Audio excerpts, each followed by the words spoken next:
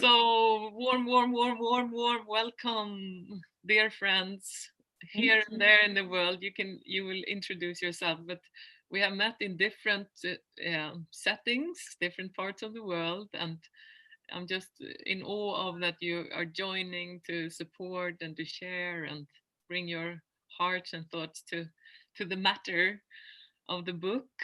It's great that we have a book to gather around, isn't it? You know. So amazing. So if I could invite you first to tell us who you are, where you are, and maybe how we met or our connection, and your first kind of reflections of having, the news of that the book is happening. Yeah. Okay, well, I can get started. So my name is Leanne Viola, and I'm a mother of three. I've got, a 17-year-old, a 14-year-old, and a 7-year-old girl. I live in Vancouver, British Columbia in Canada.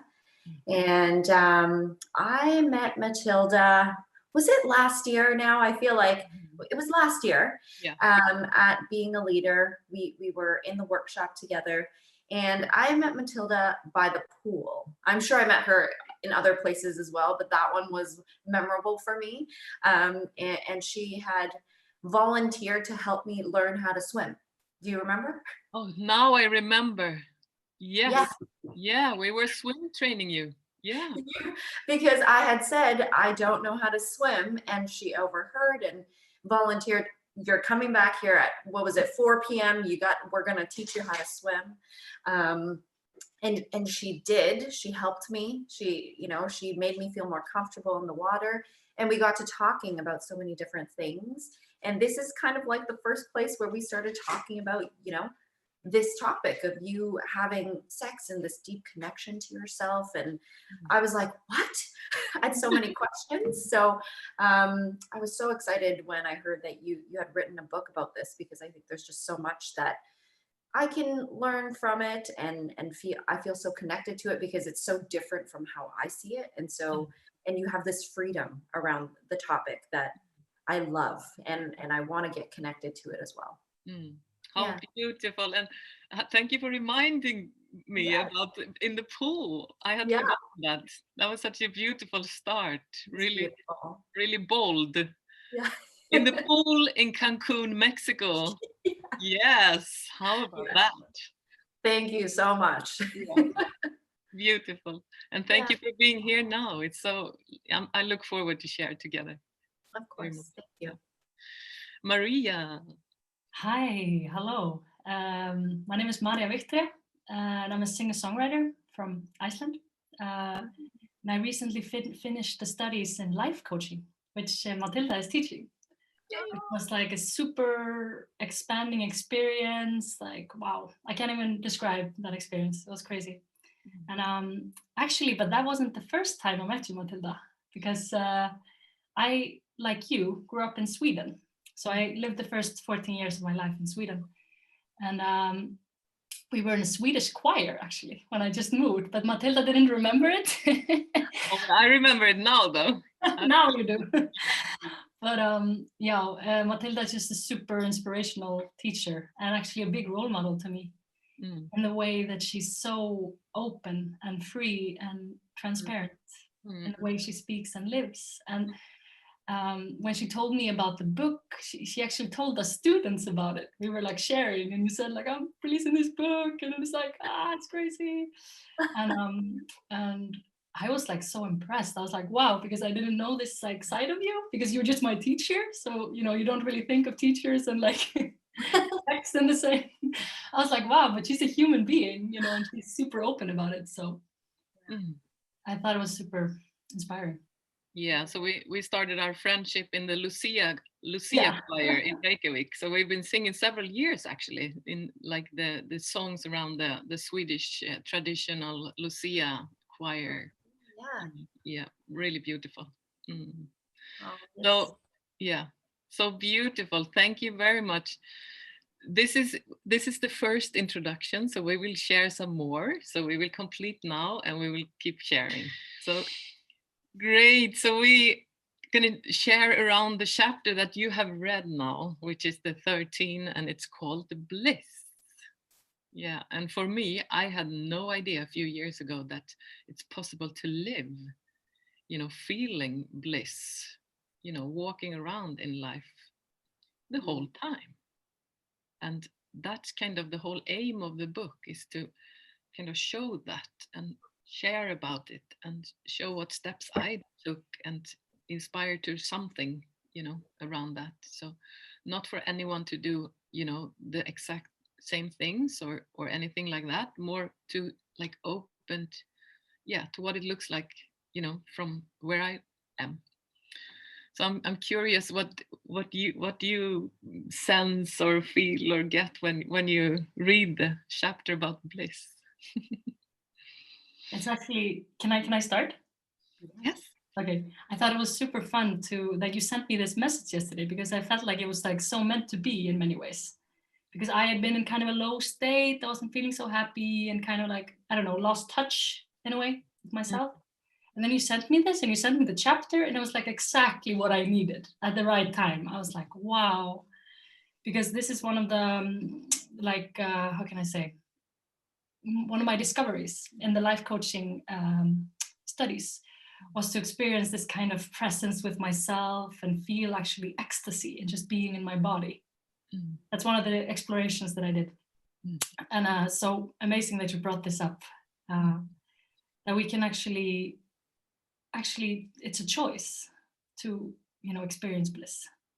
It's not something that just happens when we get A, B, and C, It's a choice, and it's being, and you talked about it being like being conscious in your body and connecting to bodily sensations. And I feel like if you can do that, you can experience bliss.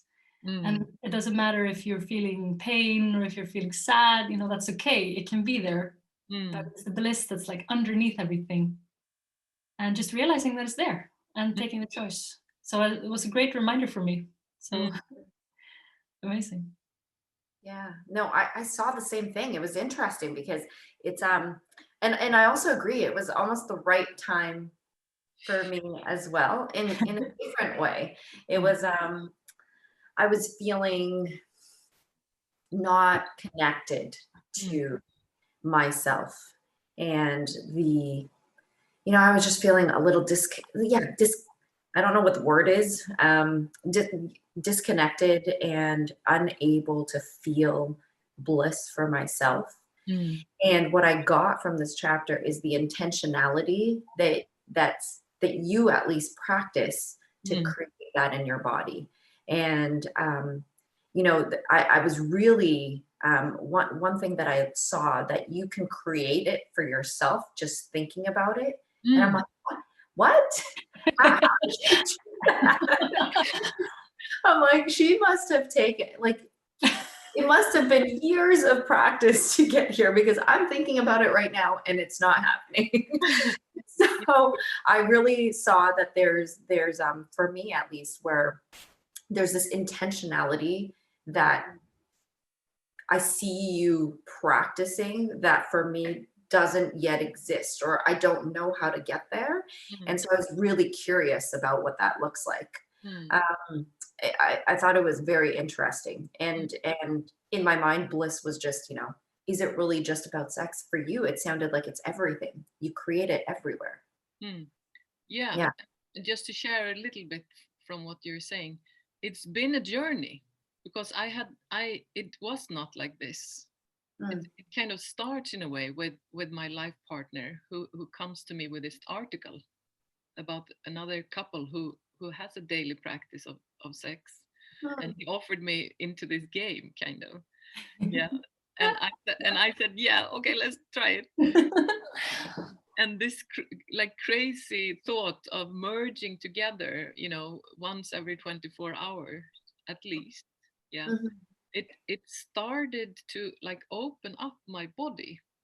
So all of a sudden, I have all these different energy sensations, orgasm sensations that I did not have before. So the activity kind of opened my body, and probably the chakras, and took blockages or something. Yeah, and all of a sudden I'm walking around in this state which I don't know. I thought something was wrong. I'm saying it again. I've said it before in other recordings because it was very strange. I was like, I need to take this away. It's too good to be true. The peace has to go away. That was my programming. So then I found different trainings and de-armoring and tantric massage and different ways to work, yeah, to kind of de-armor and learn how to facilitate the energy, the sexual energy which is running in the body, instead of having to take it away. Now I can have it go on. It's going on right now. It's running in my body. I'm turned on now. I don't have to do anything with it. So it's like a bliss state from the inside. So it's not turned off. Yeah. Wow. Yeah. Did you find that in the beginning it was like a process of learning how to keep it on, or it originally wasn't what you thought it was and you had to build and create it together, or did it just happen? Like you started the practice and it was immediate? I would describe it as, to start with, I had like a fireball between my legs, like something like something energy ball kind of just being around my sexual area. And I just thought something is really wrong here. It shouldn't be this way. And I had no one to talk about. And I found this training called ISTA also, that it's possible to get to know later. But there, all of a sudden, there were people talking about these things. Yeah. So there are like communities and ways to train these things. And during that training, all different kind of blockages, we kind of, you take old programming away in a way. So then I started like walk more confident, in that, it could be, it's all right. You can actually feel this way and you don't have to do anything with it. And then, if I talk about the last piece, which has been the tantric massage training for a whole month, bathing in pleasure, it becomes like a training to allow pleasure to expand. And I had no idea it's possible to train pleasure expansion, that you can be longer there and you can like, breathe it in further and further and live there, It's Wow. yeah, that's amazing. But it makes so much sense what you're saying, like, because like in yoga we talk about kundalini energy, which is like the snake, that comes up. It's your fire, it's your creative energy, the life force energy. In Taoism they talk about chi, which is also, it's all down here in like the second chakra. And we only think of sexual energy and kundalini in terms of sex, but actually it's just life force energy. But it's like we're trained to kind of push it down because we're like, I feel turned on, I feel aroused, like, I have to suppress it, like it's not appropriate. But if we can breathe into it and allow it to flow, we can actually put that energy into anything, not just sex, just something we're creating, art. It's just energy. And it's so powerful that you could like tap into that and allow that to flow. And sorry, I also want to say another thing, because you were talking about that it like grew the more you practiced it in a way. And you were talking a lot about touch in the book. And I actually had a very similar experience after the life coaching studies. I started connecting much more into pleasure because I realized the essence of life is feeling good and enjoying. So how do I create that? So I went into that in life coaching. And then I realized like massage, like self-massage, just with oil. I just started doing that like a practice, like a few times a week. And I realized that all my sensations became stronger and my orgasms became just flew through the roof. And I was like, wow, because you're practicing sensitivity and receptivity. So yeah, I connect so much to what you're like saying. And this is just so beautiful because this is completely resonates with how I see it also, because it's about with someone else to start with. It's like with yourself to start with. But we were never taught this. We were never trained in this. No. But to appreciate, the body doesn't know if it's someone else or it's me, myself. It's like the sensation is fantastic either way. Yeah. So a key is to practice, like you say, and it's also, we were never taught that either, that it's a practice to enjoy. We can train ourselves to enjoy, as we train to swim, really, as we train to do other things, to train to allow for pleasure, to be there in pleasure, to have, like a daily routine, like everything else. We brush our teeth. Yeah.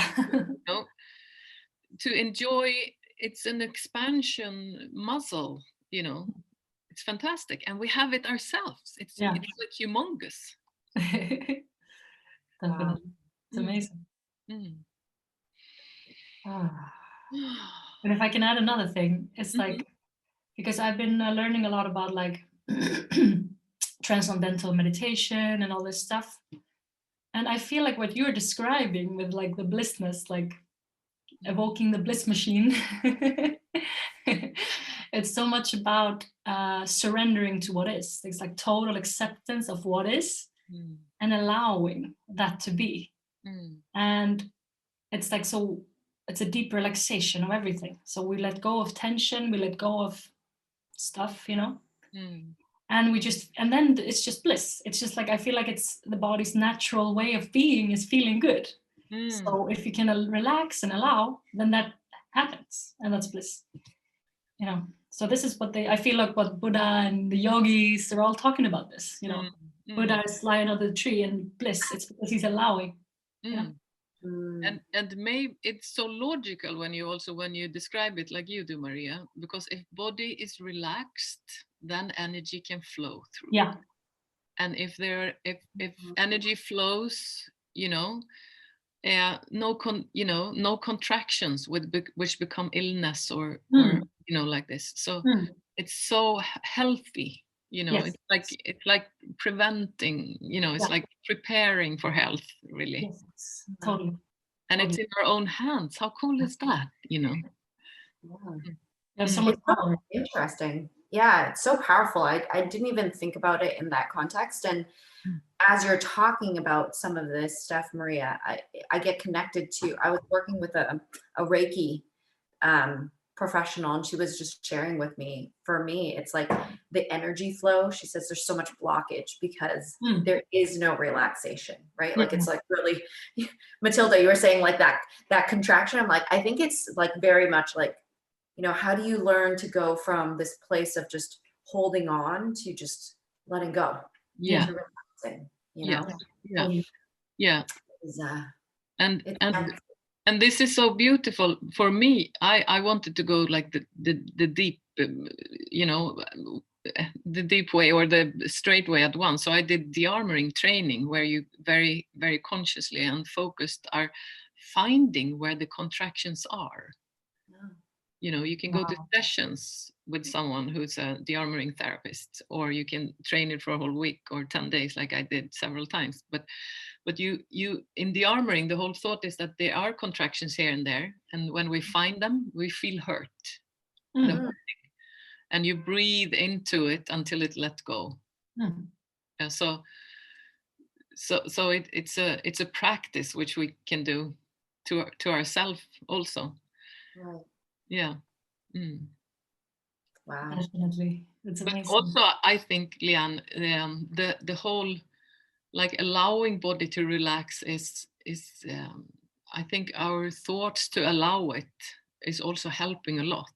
Everything that like here in Iceland, for example, we have the hot water and the hot springs to go. To be in hot water is fantastic. Any way to relax body.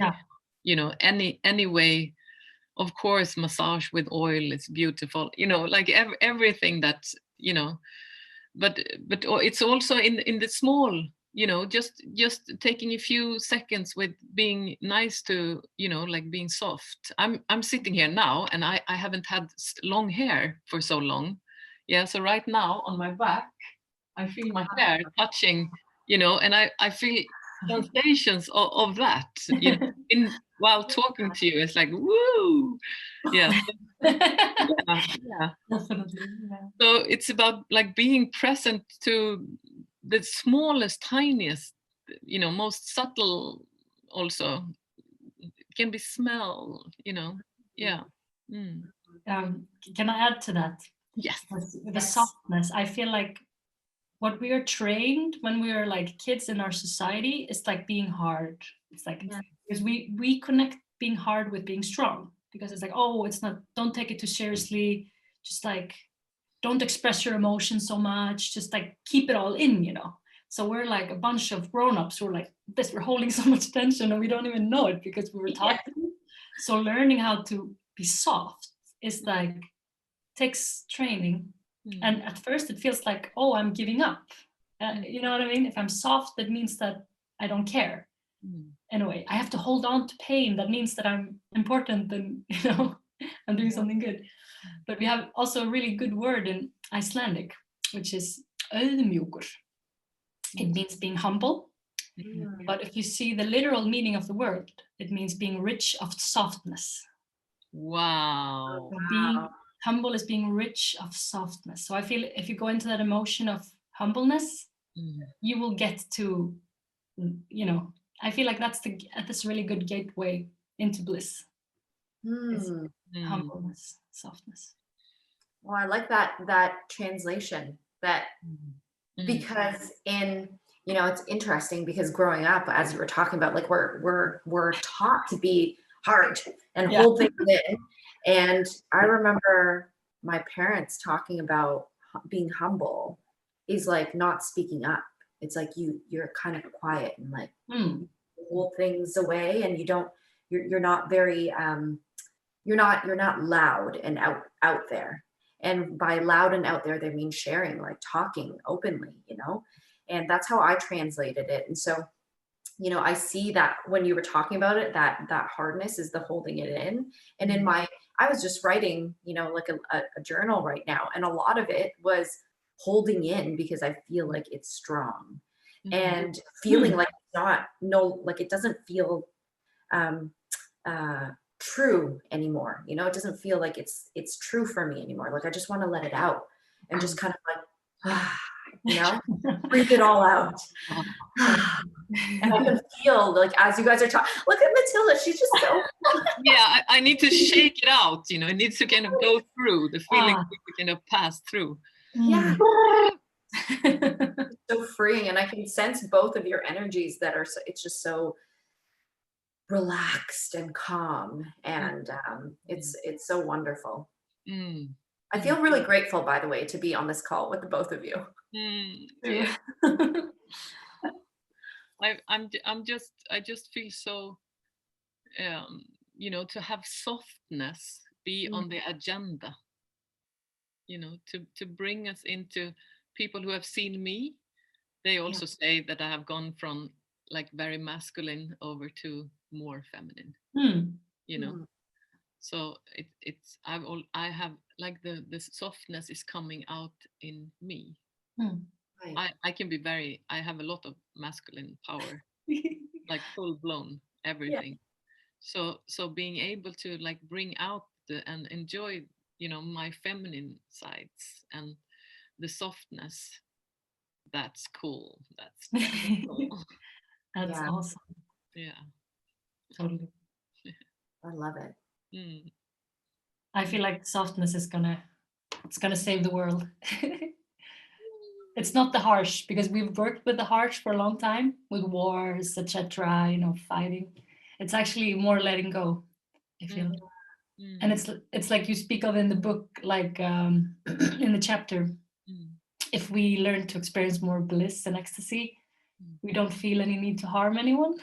And going back to kind of what the hippies were talking about, you know, don't make war, make love. Yeah. The same thing we're getting like, it becomes like logic in a way. If we are in more pleasure, if bodies are more relaxed, less tension, less that trigger, you know, more longing to be in beautiful contact, you know. Of course, less aggression, less, you know. Mm, Yeah. Makes sense. Yeah. mm, Mm. mm, mm. Mm. Any other like questions or thoughts that you had around the writing? Is it possible to read? Because I have kind of taken one topic and then just written, and it's not changed. So it's pretty amazing. It kind of just flows out of me like that. Yeah. I can tell it's flowing out of you, Matilda. It's just like I can hear you talking as I'm reading this. Mm. And one of the things that I shared already is I wish there was more. I want to read it all. I want to read it all. I'm like, what's chapter 14 say? What did chapter 12 say? What did I miss? So I'm really excited because there's just so much here. And even though it's so short, there's a lot that you're providing here in terms of connection. Like there was so much thought that I already had, or reflection that came out of, the pages that you shared for this chapter. It was incredible. And, it got me to reflect a lot on, the things that maybe I've been putting off to the side, or I'll do that later, the whole idea of softness. I almost put it aside as a project. I'll get to that later. I'll think about myself and bliss and experiencing this amazing experience, like just inner consciousness. I'll do that later. I've got other things to do. I'll take care of the kids. I'll make dinner. I'll do this. I got work, and then before you know it, the weeks have passed and I'm nowhere further, right? So it's this intentionality that I often forget. So you really brought that back in this. So yeah. And I'm thinking of how beautiful for children Yes. to have the softness in Yes. mom also, or the possibility, because we know like the doing and the hard, all that.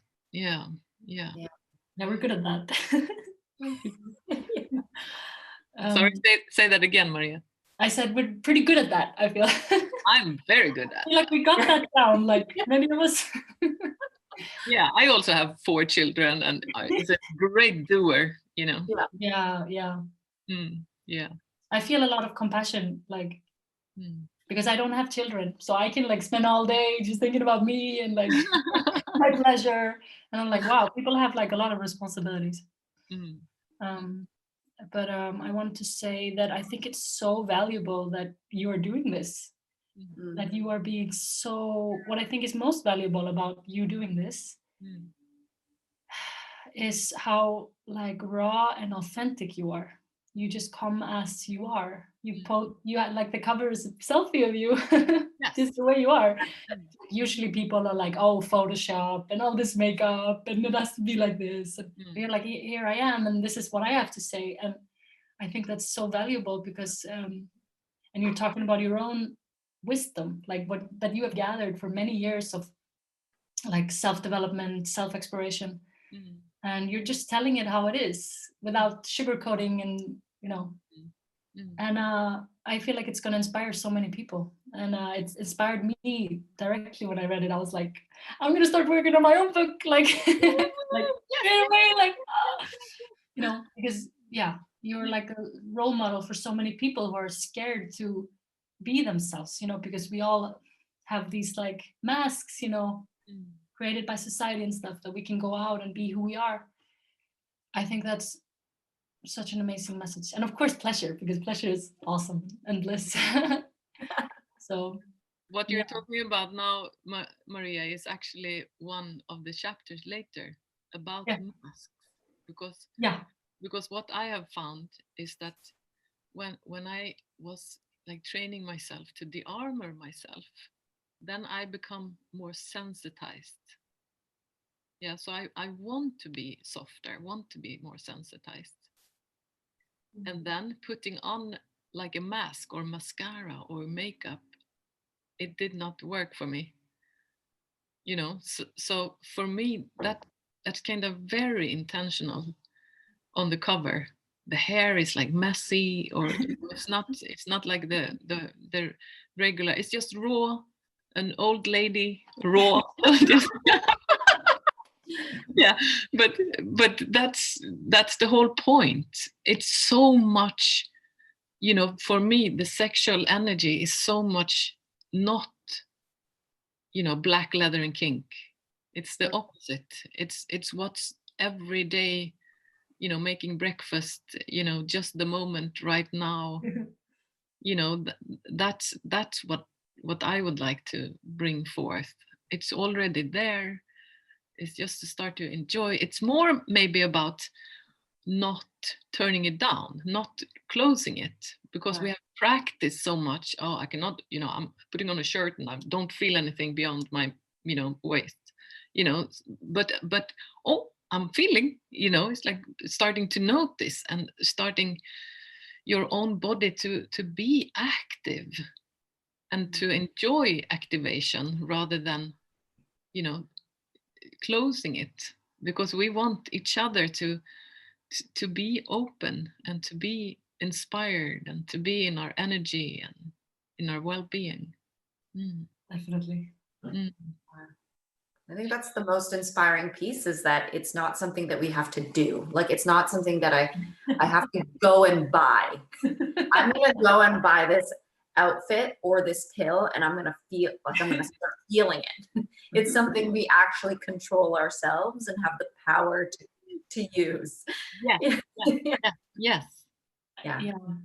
And how amazing is that the power of bliss, the sexual energy, the power of life energy, it's in everyone. It's like a well, just waiting for to flow, Wow. and possibly like mind allowing it is just one piece to start to appreciate. To appreciate. Yeah. Sorry, can you repeat the last part? Maybe one small thing is just to start to notice. Notice, notice and appreciate and allow instead of closing. I feel like what you're like speaking of, I directly think about like the masculine and the feminine energy, like in yoga and stuff. All the aspects you're talking about, the allowing, the softness, the noticing, it's so much the feminine, I feel. So I'm just getting the realization now, like the world just needs more of the feminine because it's been suppressed for so long. And sorry, I'm getting like too spiritual now, but it's just funny to connect it. There's nothing to, Maria. Just allow yourself to say everything that you see. That's beautiful. It's like the second chakra in yoga is the water. It's ever flowing. And that's also where the Kundalini is. And that's a feminine energy, the water. It's the softest, it's like the softest element of them all, but it's the strongest. Like nothing that can like defeat water, not even fire, we think that fire is the strong and we think the rock, but it's like it takes out both with enough water. So the softness is I think that's what we're realizing now as a humanity. We're going to realize it. Is that the softness is the most powerful like essence. Woo! Wow, that's great. Thank you for sharing that. Actually, let's not hold anything back. Yeah. I'm just getting so many like realizations now about this. I'm like, wow, it's opening up a lot. It's really fun. Wow. And maybe that's in the softness we are open. Yes. The softness is if you're harsh, you're like closed down. Yes. The softness, there is a possibility of then your vessel. It's kind of so many possibilities. It's like water always finds a way, like, oh, I can't go here. Oh, okay, it's resistance. Okay, let's go here. Like, let's find a path. It's like, it's not limited. Like it can. Yeah, sorry, that just came up while you were speaking. Like, yeah, it's so many possibilities in it. Mm. Yeah, amazing. What are you thinking, Leanne, now? I was just so happy that you shared that because I didn't see that with water.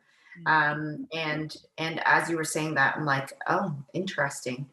Going back to what I had said about, you know, the strength that we've all been taught is to be strong, kind of closed off, hard, all of those things. And I just saw like, oh, interesting. I have a young daughter, and I even notice the things that I'll say, and I don't even know why I say these things. I think it's from my parents, and I just say, "Oh, don't do that." She's so in tune with her body, and she's just like, you can like, you're talking about bliss and pleasure. She is on a next level, you know, like she just feels it. You could tell, Mm. and there's times where it makes me uncomfortable Mm. because it's just so.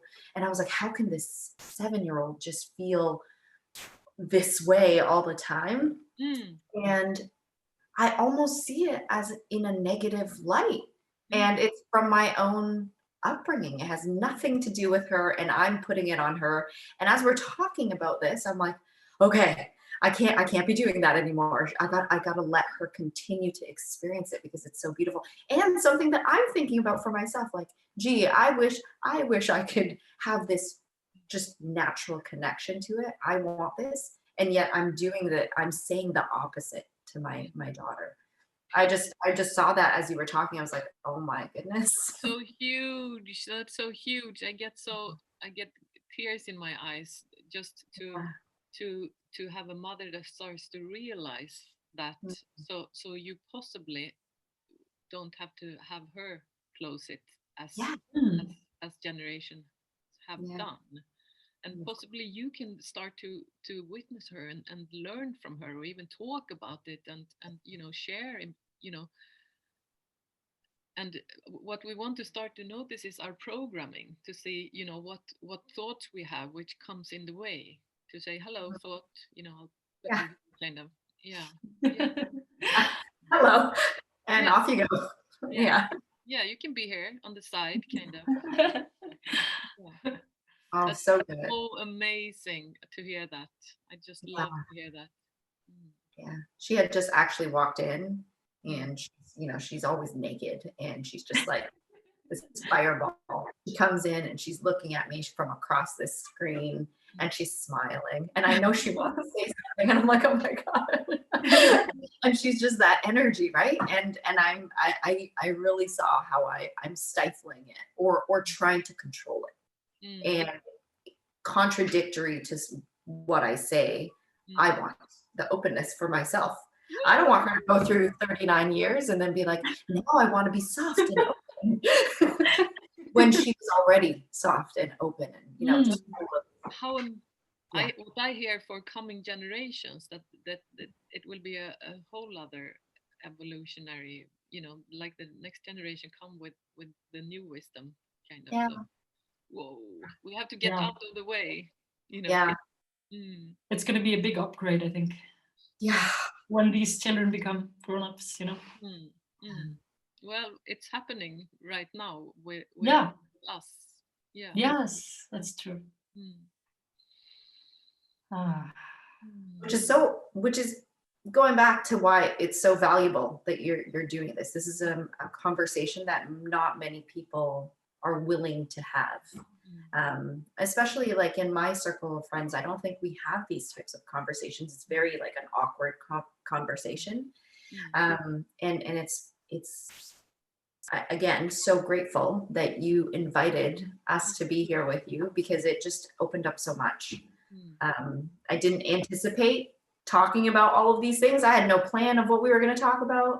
And it's been amazing to just see some of these things that maybe it's been hiding in my blind spot. And yeah, thank you. Yes, and what I hear also is that possibly the book might be, like opening conversations. Yeah. Yeah. Definitely. Yeah. So that's like a cracker, or like seeding, conversations on a yeah, like new, like talking. I think it's so funny because for me right now the book is almost out there. Yeah. And I feel really scared. That's why I'm inviting people to share with me. Mm-hmm. Yeah, because it's like showing my vulnerability, and it's like coming out of a closet, coming out. Yeah. Yeah. About the most beautiful thing. And why should I be scared of that? It's kind of funny, but that's the all my old programming and shaming, all kind of things that is going on. So I'm like working, this whole project is bringing on that I have to kind of, whoa, let go again, let go again, let go again, let go, like that. Yeah. Wow. Yeah. So courageous. Mm. Wow. Mm.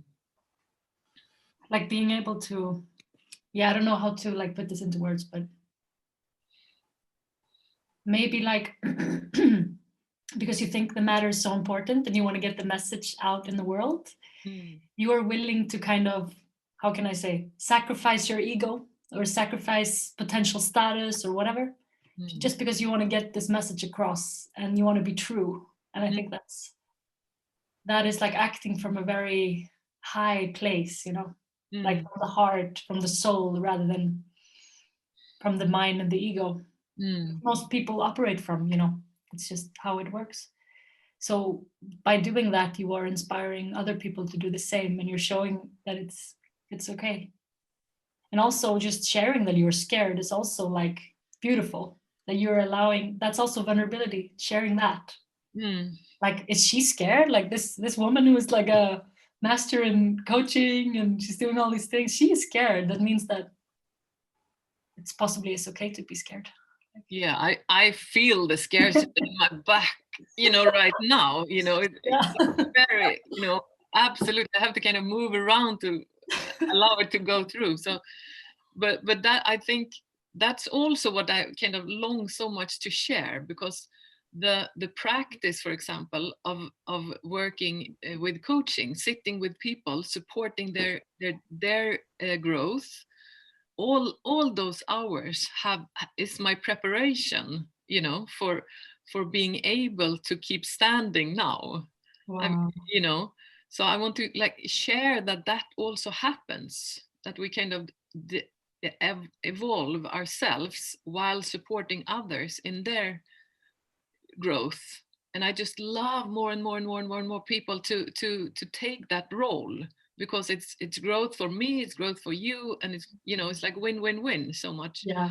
So all those hours have been preparing me.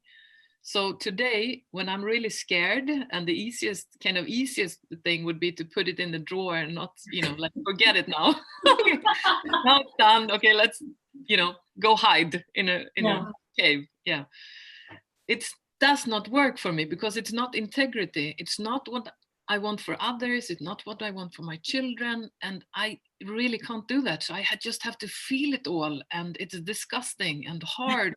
I have to bring in support, and whoa, I have to go be in water and move my body and dance and, like, whoa, do it all. Yeah, to keep myself standing. So everything has been kind of a preparation for me to be able to keep being with what challenges me, kind of. Wow. That's amazing. Like, wow, that's a lot of strength. And I feel like when you're coaching someone else, I feel like you have to be so present. That's one of the like main, what do you call it? Like yeah, core coaching competencies. Core coaching the first one is being present. Yeah, one of them. When you're coaching, you're always practicing the whole time being there. You can't like run away, go in your mind, like distract yourself. You have to be there, and you have to be like grounded. Yes. So how many like hours have you coached, Matilda? Well, it's more than 3,000. Okay. Yeah. You have just had to stay present and like, wow, hold space essentially. Like. Yeah. and holding space only for 1 hour, it's a boot camp for most people, Yes. you know, to be Yeah. completely present and give your attention. And it's such a beautiful training, you know. And the amazing thing is that while someone else is paying and someone else is getting the results working as a coach, you know, who gets trained to? The coach. Mhm. Yeah. Yeah. So everything that is happening, which is the results of the coachee and, you know, everything, the bonus is that it moves a lot, and I get to train my muscles. So it's my structure for developing me Yeah. to work with the method. Wow. Right.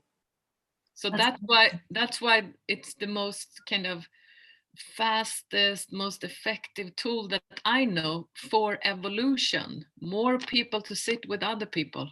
You know, I just want more people to sit with other people, because that's training for, you know, straight training and expansion of consciousness. Wow. Amazing. Mm. So you feel like that's why you are in such a like good place and you're so strong, like, and the courage you have. Do you think it's because of all this training you've done? Like, Absolutely. Who I am is nothing personal. It's I'm like a product of all these hours, yeah. you know, using the method. So the root is you know, the practice using the method. Yeah. Wow. Do you speak about that in the book also? Yes. Yeah. Yes. Nice. It's amazing. Amazing.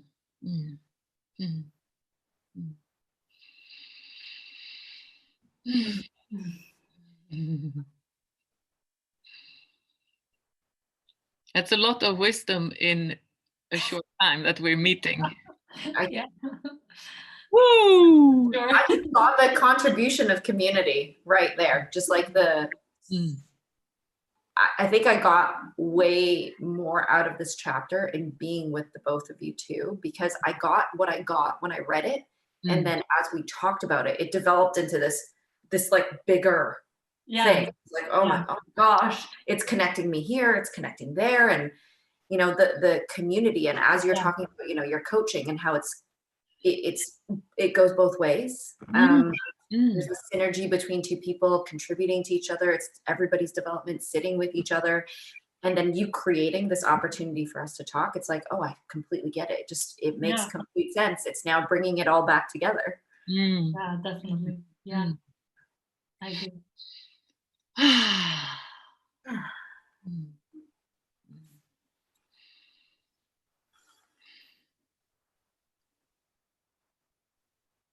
I also feel it's so amazing because I'm inviting you in different places of the world, and I just love that we're like weaving together, opening the subjects, and you know, it's wow, it's so beautiful.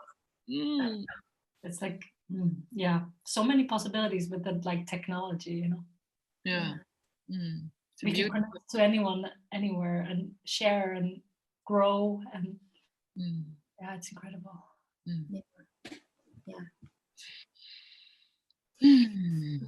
Really thankful for this opportunity. Yes, great. Let's start to kind of close it or conclude our little gathering. So any last words or sharings, or what would you like to say in the end to kind of complete that we have been together now? I'd like to just share, I feel, Maria, I feel so connected to you, even though this is the first time we've met. So I'm so grateful to be in this conversation with you and Matilda. I just feel like I got so much right now, and I have so much that I want to give back. I want to have a conversation with my daughter. I want to have a conversation with my children. It's like you've opened up this conversation for me that didn't exist before. And I'm just so grateful. I'm so curious about the rest of this book. I can't wait until it goes out. Thank you again for inviting me to be part of this conversation with you. Oh, I hear the humbleness, and I love the openness and curiosity, and that's life force. Beautiful. Maria. Yeah, I'm also really happy to meet you, Leanne. Like we would never have met, you know, if we wanted this opportunity. So I'm really thankful for that. Able to share our thoughts in this way. And Matilda, of course, for inviting me. It's such an honor, actually. Yeah, you called me Bliss Guru or something like that in our coaching. You make fun of it because I was always talking about bliss. And then you invited me and I saw the chapter Bliss. I was like, yay, Matilda. But you know what the amazing thing is? That I had no idea the chapter was about bliss. Really? Yeah, no, it's not that I looked at, what chapter is who to invite. No, Okay. I just thought, yeah, Maria and Leanne would be great. And here's a chapter. So it just happened. But I want to connect something because Maria, you have access to bliss. Yeah. Yeah. And you made the bliss balls, the candy, like raw cacao, Yeah. nut butter, beautiful orange, yeah. So yeah, so it's amazing how everything, it's some flow going on here. Wow, it fell into place. And I just want to say that with my last words, just I want to keep weaving, you know what I mean? Let's keep weaving because you're opening this up, you're creating this thread for us, and then we can expand it. Yes. And share it, and everyone wins. It's like win, win, win, win, win. And nobody loses. Which I feel like is the new world. It's like the old world was I win, you lose, or the other way. Now it's I win and you win. Yeah. Those are beautiful last words. Those are very beautiful. Everyone wins. Thank you so much. We close our sharing here and let's talk very soon again.